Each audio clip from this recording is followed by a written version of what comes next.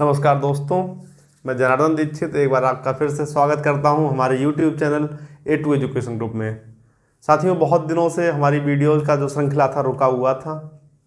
हम बहुत ही निष्क्रिय थे इस काम को लेकर के, क्योंकि गर्मी का प्रभाव बहुत ज़्यादा हो रहा था, इसलिए वीडियो को रिकॉर्डिंग करना बहुत मुश्किल काम साबित हो रहा था। तो खैर, अब समय बदल गया है, मौसम भी बदल गया है, तो हम एक बार फिर से उठने का प्रयास करेंगे, एक बार फिर से जुड़ने का प्रयास करेंगे उसी ऊर्जा के साथ में, उसी उत्साह के साथ में। तो साथियों, हम पिछले प्रकरण में समास पे बात कर रहे थे, जहां हमने समास के काफ़ी पदों को देख लिया था और बहुत सारे वीडियोज में हम समास पढ़ चुके थे। तो हमने वहाँ पर द्वंद्व समास को आगे हमारी श्रृंखला में आने वाला था। इससे पहले हम खत्म कर चुके थे अपना कर्मधारय समास, हम पढ़ चुके थे और हमें कर्मधारय में उसके आगे जो है द्वंद्व समास, उस पर बात करनी थी।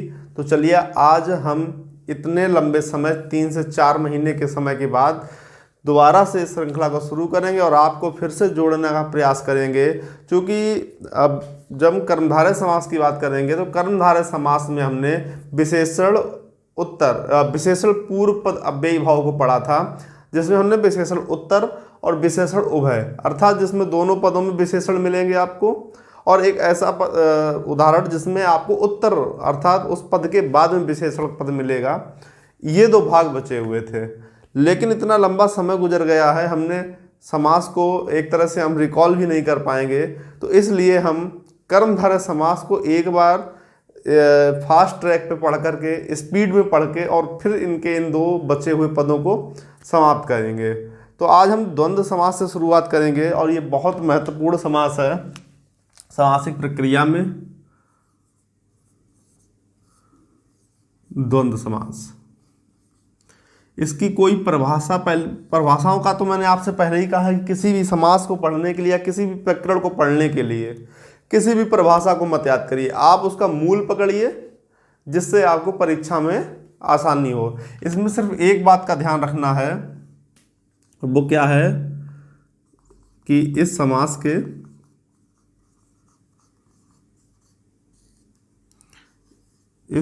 के दोनों पद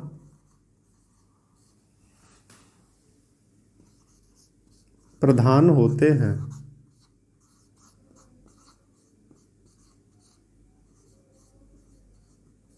बस इसमें आपको मात्र इतनी सी बात का ही ध्यान रखना है।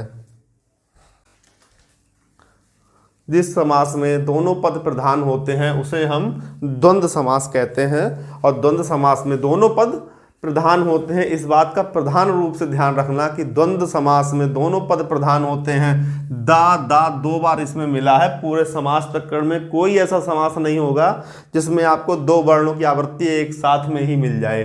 द्वंद्व समास केवल एक ऐसा समास है जिसमें दा और दा एकदम पास में बैठे, अर्थात दोनों पद इसमें प्रधान रूप से कार्य करेंगे। ये तो एक तरीका था याद करने का, आप जैसे चाहे याद कर सकते हैं, बस इतना जरूर याद रखिए कि द्वंद्व समास के दोनों पद प्रधान होते हैं। अब चलिए उसके उदाहरणों की बात कर लेते हैं। द्वंद्व समास के उदाहरणों पर जाने से पहले हम इसको 3 भागों में विभाजित करेंगे, ताकि हम उदाहरणों को भी उन्हीं भागों के आधार पर पढ़ सकें। तो द्वंद्व समास के मुख्यतः 3 प्रकार के भाग हमको देखने को मिलते हैं, जिसमें पहला भाग आएगा इतरेतर द्वंद्व, दूसरा होगा समाहार द्वंद्व, और तीसरा भाग होगा वैकल्पिक द्वंद्व। तो इन तीनों के विभाजन के आधार पर हम इनके उदाहरणों को समझेंगे और विभाजन क्यों किया गया और इनके उदाहरणों की विशेषता क्या आपस में रहती है। मुख्य रूप से जब हम इतरेतर द्वंद्व और समाहार, इतरेतर द्वंद्व और वैकल्पिक द्वंद्व की बात करेंगे, समाहार माफ कीजिए नहीं, इतरेतर द्वंद्व और वैकल्पिक द्वंद्व की समास की बात करेंगे, तो वहां पर ये चीज देखेंगे कि आखिर इनके दोनों के उदाहरणों में कौन सी ऐसी चीज है जो कॉमन नहीं है, क्योंकि आपको इनके उदाहरण लगभग एक समान देखने को मिलेंगे। जरा सी चूक होने पर इतरेतर द्वंद्व, और थोड़ा सा अगर उस पद में कुछ जोड़ दिया जाए तो वहां पे वो वैकल्पिक द्वंद्व का रूप ले लेता है। तो पहले हम जान लेते हैं इसको कितने भागों में बांटा गया है। द्वंद्व समास, इसे 3 भागों में बांटा जा सकता है।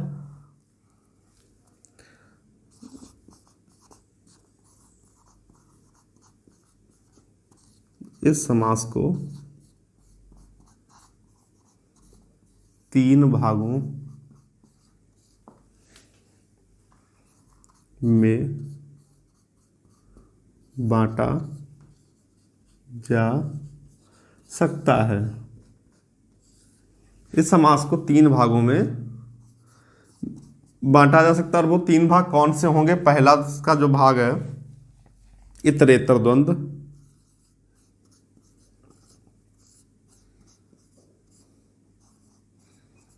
इतरेतर द्वंद्व। अगर किसी को द्वंद्व में इस तरह से द्वंद्व लिखने में समस्या हो तो वो इस तरह से भी द्वंद्व लिख सकता है। इतरेतर द्वंद्व, समाहार द्वंद्व,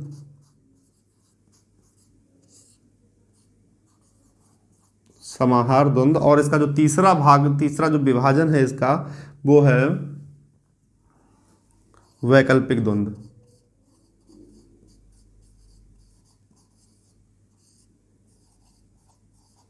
इस प्रकार हमने देखा कि द्वंद्व समास 3 भागों में बांटा जा सकता है, इतरेतर द्वंद्व, समाहार द्वंद्व, वैकल्पिक द्वंद्व। तो एक बार इनको आप नोट कर लीजिए या इनको पढ़ लीजिएगा।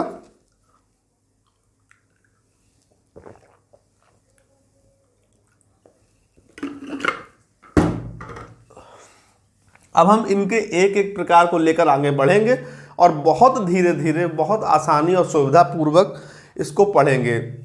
जरूरी नहीं कि आपने एक दिन में एक वीडियो, एक लेक्चर में कितना पढ़ लिया।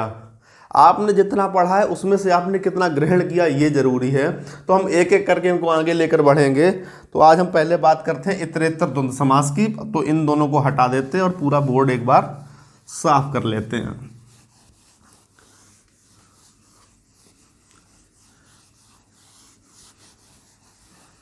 द्वंद्व समास की बात कर रहे थे, तो द्वंद्व समास का पहला जो भाग था, इसको हम एक तरह से यहाँ सामने आपके लिख भी देते, बार बार नज़र पड़ती है तो चीज़ें याद करने में आसानी हो जाती है। तो पहला हमने इसमें लिखा था इतरेतर द्वंद्व,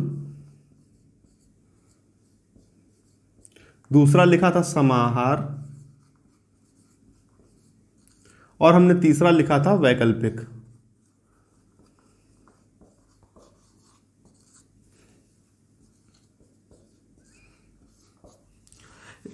द्वंद्व समास के हमने 3 भागों की बात की थी, इतरेतर द्वंद्व, समाहार द्वंद्व और वैकल्पिक द्वंद्व। तो अब हम इतरेतर द्वंद्व की बात करते हैं। तो पहला उदाहरण का नाम लिख देते हैं, इतरेतर द्वंद्व समास।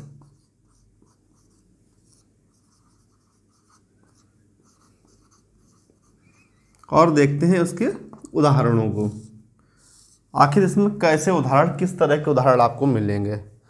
उदाहरणों पर भी जाने से पहले हम एक बार और यहाँ पर नज़र डाल लेते हैं इतरेतर द्वंद्व समास। जब इसका नाम पढ़ते हैं तो इसको और क्लियर पढ़ते हैं, अगर और स्पष्ट रूप से लिखने का प्रयास करें तो इतरेतर को हम लिख सकते हैं इतर और इतर, इतर और इतर।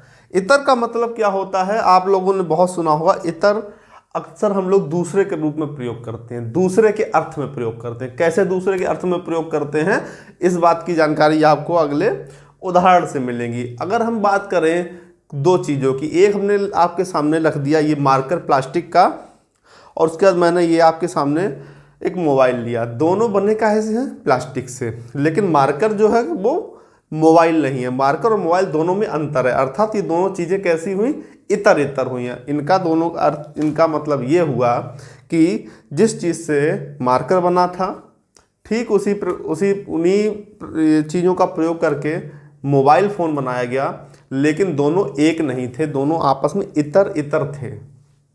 तो इनके उदाहरण की बात करेंगे तो और स्पष्ट रूप से आपको समझ में आएगा। पहला उदाहरण हम लिखते हैं, पहला उदाहरण लिख लेते हैं कृष्णार्जुन। अब देखिए इसको हम तोड़ेंगे, इसमें आपको चीज़ें तोड़नी पड़ेंगी। अब कृष्णार्जुन को 2 भागों में अगर हम तोड़ते हैं तो इसमें एक भाग मिलेगा कृष्ण और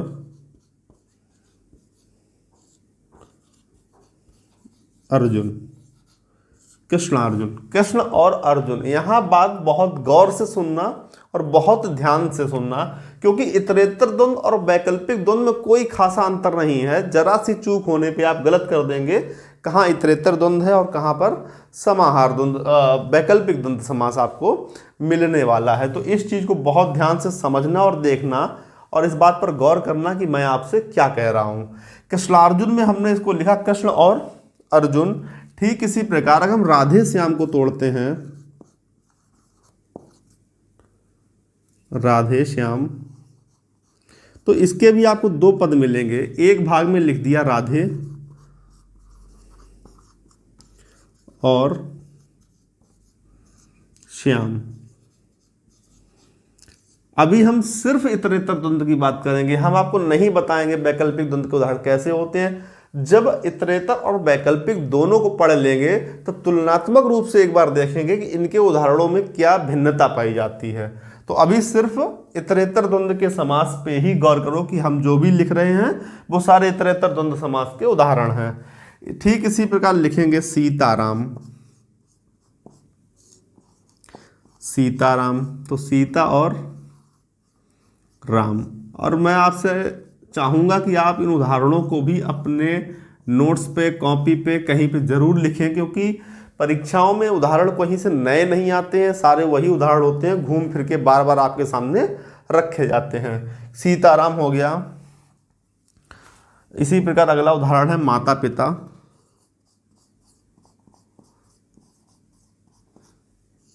माता पिता, माता और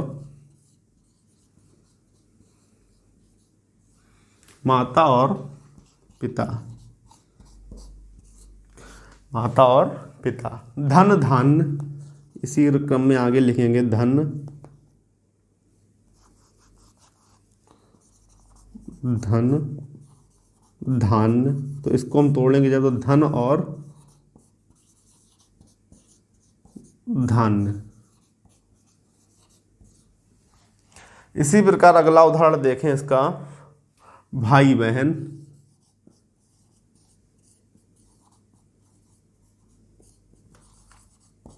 भाई और बहन। तो आपने ये लगभग कितने 4 से 5 उदाहरण देखे, 1 2 3 4 5 6, ये 6 उदाहरण हमने आपके सामने लिखे और 6 के 6 उदाहरण द्वंद्व समास के, इतरेतर द्वंद्व समास के उदाहरण बनते हैं। कृष्ण अर्जुन, कृष्ण और अर्जुन, राधे श्याम, राधे और श्याम, सीताराम, सीता और राम, माता पिता, माता और पिता, धन धान्य, धन और धान्य, भाई बहन, भाई और बहन। अगर और उदाहरण इसके हम लिखें, 31, देखिए 31, 31 किससे बन के मिलता है? तो अगर हम 30 में 1 जोड़ेंगे तभी 31 बनता है, तो हम लिख सकते हैं 30 और 1, 30 और 1, ये मिलके बना 31। इसी प्रकार लीपा पोती, कहते हैं ना किसी का मामले पे लीपा पोती कर दिए, तो लीपा पोती में कौन सा उदाहरण, कौन सा समास मिलेगा? इतरेतर द्वंद्व या द्वंद्व समास, और द्वंद्व समास की इतरेतर शाखा का जो उदाहरण होगा वो लीपा पोती बनेगा। तो लीपा और पोती, इसमें इतरेतर द्वंद्व समास हो गया। इसी में हम अगला समास देखें, लेन और देन, या लेन देन कहते हैं, लेन देन, लेन और देन। अगला उदाहरण अगर हम इसी में देखें, भीमार्जुन। मैं आपसे कहता हूं कि आप ये उदाहरण अपने साथ लिखते रहो, क्योंकि ये बहुत चुनिंदा उदाहरण हैं, बहुत थोड़े हैं और बहुत चुनिंदा हैं। इन्हीं में से उदाहरण आप अगर परीक्षाओं के विगत पेपर उठा के देखेंगे तो यहीं से उदाहरण मिलेंगे। तो भीम और अर्जुन,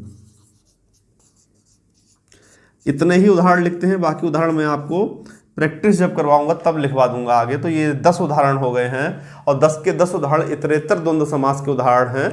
आपको ये याद रखना है, पहले तो इतरेतर द्वंद्व पढ़ने का प्रयास करो, सोचो कि याद हो जाए इतरेतर द्वंद्व समास के उदाहरण क्या हैं। अगर नहीं याद, उनमें भी एक चीज़ और आपको कॉमन याद करनी पड़ेगी, चाहे कोई भी द्वंद्व, इतरेतर, समाहार, वैकल्पिक है, वो द्वंद्व समास का ही उदाहरण। तो 31 लीपापोती, लेन देन, भीमार्जुन, कृष्णार्जुन, राधे श्याम, सीताराम, माता पिता, धन धान्य और भाई बहन, इन सब में आपने इतरेतर द्वंद्व समास जाना। अब एक चीज़ इन सभी उदाहरणों में आपको कॉमन मिलेगी, जो हमने इनको तोड़ के जब लिखा तो एक चीज़ देखिए कृष्ण अर्जुन में के बीच में लगा और, कृष्ण और अर्जुन।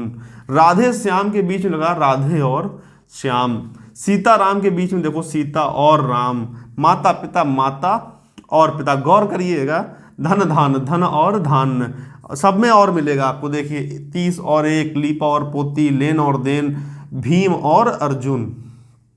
तो एक चीज इसमें पहली बात ध्यान रखिए कि जब भी इतरेतर द्वंद्व समास की बात होती है तो जब भी पद तोड़े जाते हैं दोनों पदों के बीच में और आपको यहाँ पर पद मिलेगा, और सब में और मिलेगा। आप कोई भी बात करिए, 68 की 8 और 60 मिलके 68 बनते हैं तो इसमें भी और लगेगा। इसी प्रकार अगर पाप पुण्य की बात करोगे तो पाप और पुण्य होता है। तो सारे उदाहरण जितने इतरेतर द्वंद्व के होंगे उन सब में और पद आपको लगाना ही पड़ेगा। तो पहली पहचान तो यही है कि तोड़ते समय अगर आपको और लगाने को मिल रहा है तो वो इतरेतर द्वंद्व समास का उदाहरण होगा। यहीं पर अगर हम या लगा दें तो इसकी बात हम अगले वीडियो में करेंगे। जब हम वैकल्पिक द्वंद्व समास की बात करेंगे तब हम जानेंगे कि कैसे इतरेतर द्वंद्व से वैकल्पिक द्वंद्व समास के उदाहरणों को भिन्न भिन्न करके आप पहचान सकते हैं।